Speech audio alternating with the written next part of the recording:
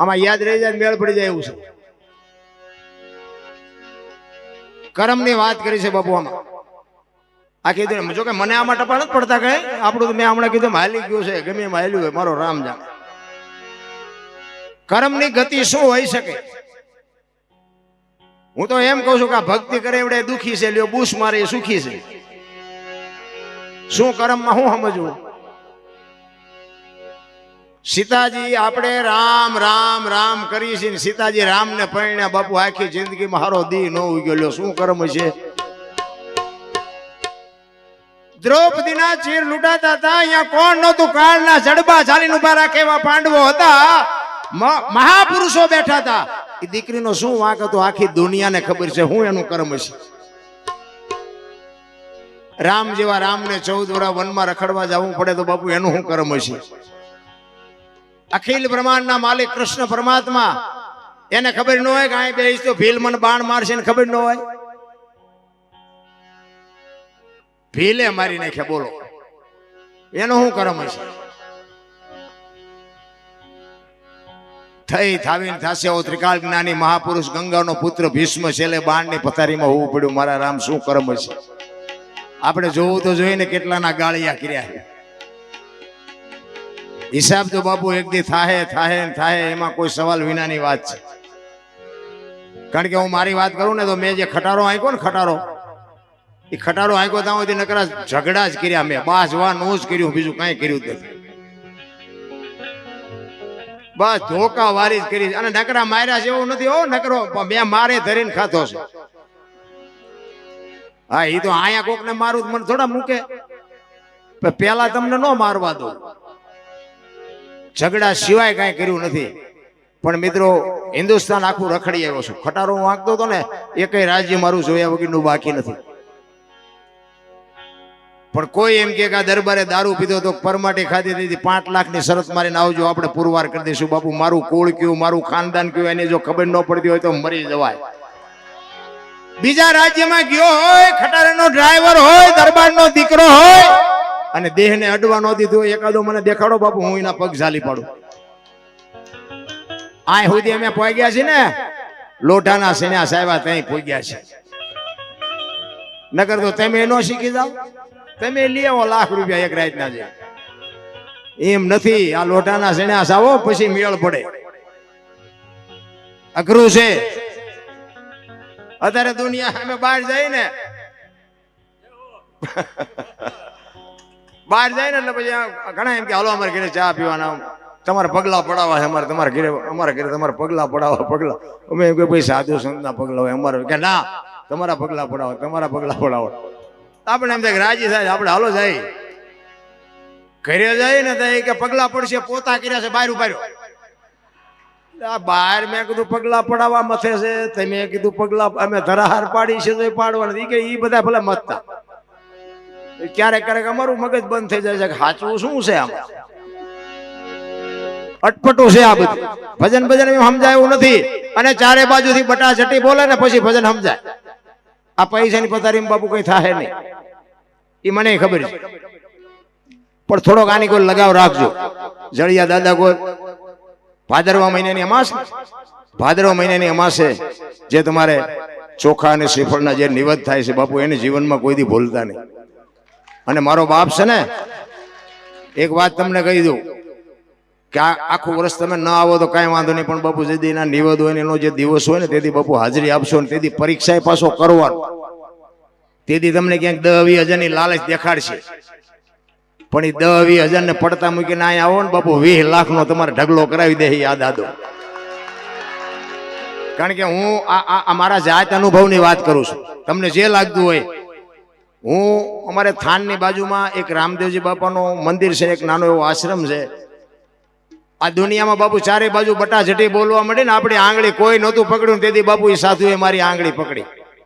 નકર આ એક સ્ટેજ ઉપર અને આ જળિયા દાદાની સાક્ષીએ કહું છું કે મારું મર્ડર ક્યારે થાય એની કોઈ મને ખાતરી નહોતી. હું એક રસ્તે હાલી નહોતો હકતો, એક પથારીએ સુઈ નહોતો હકતો, અને એટલા મને બાપુ મારવા ફરતા હતા. પણ એ સાધુ પોતે રબારી ભગત છે, પણ પોતે બાપુ ગાયોની સેવા અને 24 કલાક હરિહર હાકે. રાતે 2 વાગે આપણું બૈરું નો રાંધી દે બાપુ, એ સાધુ તમને રાંધીને ખવડાવે એવો આશ્રમ નાનો એવો છે. અને ત્યાં હું આજ 29 વર્ષથી આ દર અંજવાળી બીજે હું ત્યાં હોય. આજ અમારા વિડિયા બહાર પડ્યા અને અત્યારે મને દુનિયા ઓળખે છે ને, એ બીજ ના દી બાપુ 2 લાખ રૂપિયાની મને ઓફર આપે, પણ હું એમ કહું નહીં, બીજ નહીં, એ તો ઓલો મેં કીધું ફોન કરાવે છે કે બેટા મારા હું તને આગળ લઈ આવ્યો છું, તું 2 લાખની લાલચમાં જાશ કે નથી જાતો?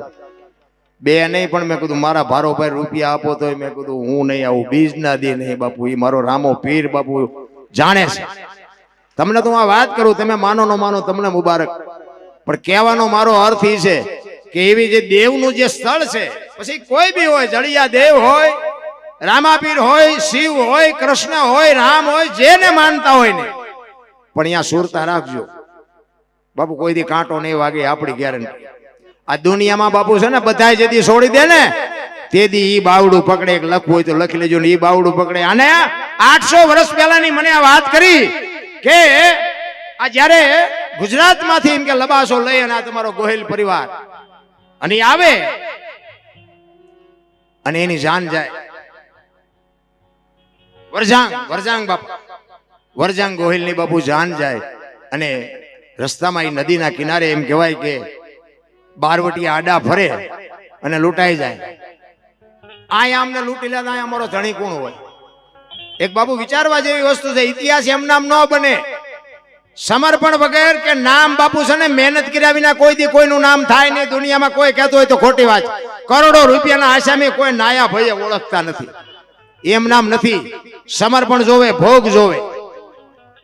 તેથી એમ કહેવાય કે જાન લૂંટાઈ જાય અને આ વિચાર કરે કે હવે શું કરવું? આ અજાણ્યો મલક, અજાણ્યો વિસ્તાર, આ ભેળા બૈરા દીકરીઓ અને બાપુ લગ્નનો પ્રસંગ, અને એમાં આવી વસ્તુ બને બાપુ, ક્યાં જાવું? ક્યાં? ગમે એવા બળુકા હોય, આ અમે આખી દુનિયાને ધોકા માર્યા છે, પણ આ અમે કોકને યારે કંઈક લપ કરી તો અમારું હાલે. હા, આટલા જણા બાપુ એક એક ઠું મારે તો એમને ઠેઠ નો પકડ દે.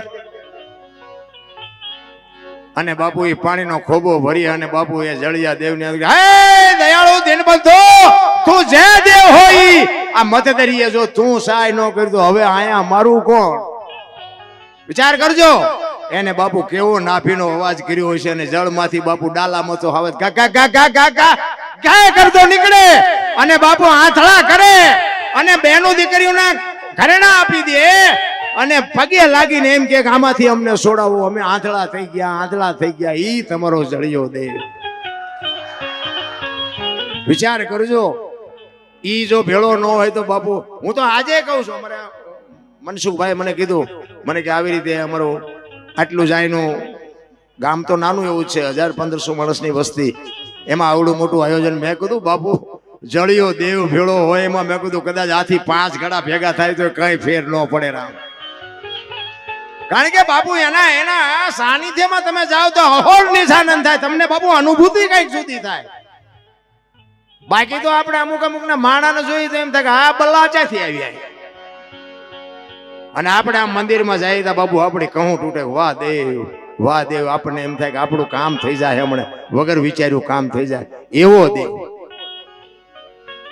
અને ઈ જાન વળ્યા પછી એમ કહેવાય કે ત્યાં આવે અને ભુવાજીને શરૂ થાય અને એ વખતે બાપુ આ નિવેદનું બંધારણ થાય. હું તો એમ કહું છું કે આને ભૂલતા નહીં, કારણ કે બુદ્ધિ તો ઘણા આપી છે ભગવાને, પણ બુદ્ધિના ગાળિયા ન થતા. આનેથી મોટા થવાની કોશિશ ન કરતા, નકર તમારું નામ થતા વાર ન લાગે ને. જેને નામ કરતા આવડે ને નામ ભૂંતા આવડે, આની પાસે પાવર ન કરતા. બસ ચોખ્ખી વાત. આયા કુણા થઈને રહેજો.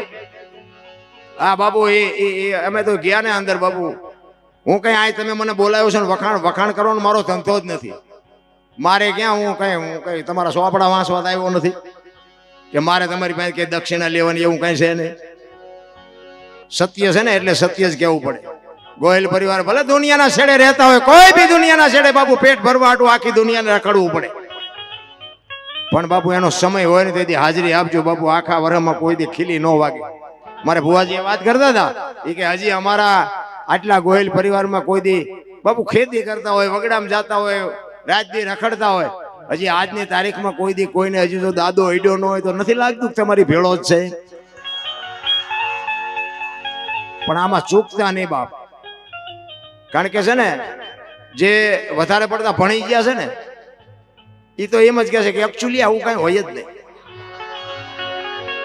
એટલે એને આપણે સમજાવવા નથી. કારણ કે જીવ છે ને શિવ માંથી જુદો પડેલો ટુકડો છે અને જીવને શિવને એક કરવા માટે જરૂર ભજન નહીં પડે. બુદ્ધિથી વિજ્ઞાનથી પૈસાથી ન થાય. કોઈને પાવર હોય ખોટો હોય. બાકી પૈસા વાળા છોકરા 45 વર્ષના ઉભા વાહડા જેવા ગામમાં રખડે. કોઈ દીકરીએ નથી દેતું. નકરા બાબુ પૈસાની જરૂર નથી. 84 લાખ યોની છે એવું કહે છે ને સંતો. આપણે ગણવી નથી પણ 84 લાખ યોનીમાં પૈસા હાટું માયા હાટું બથોડા ભરતો હોય માણા એક જ. અને કોઈ જીવ ભૂખ્યો રહેતો હોય મને કયો. અને માણાનું ભરાતું હોય મને કહો.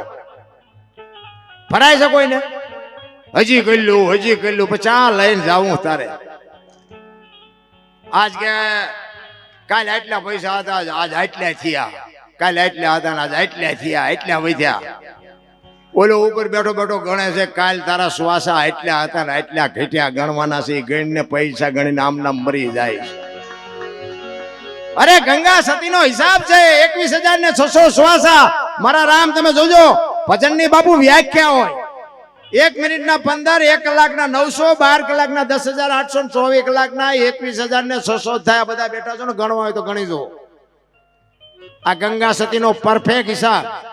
હરિદ્વાર વાળા કે દ્વારકા જવું છે, સોમનાથ વાળા કે પાવાગઢ જવું તો હાચું ચા છે હળીએ સીડ્યા છો ચા જાઉં. અમે તો રાતે ગાડી લઈને જઈ ને આ પ્રોગ્રામ પતન પછી જાય ને બાપુને કહું ધ્યાન રાખજો.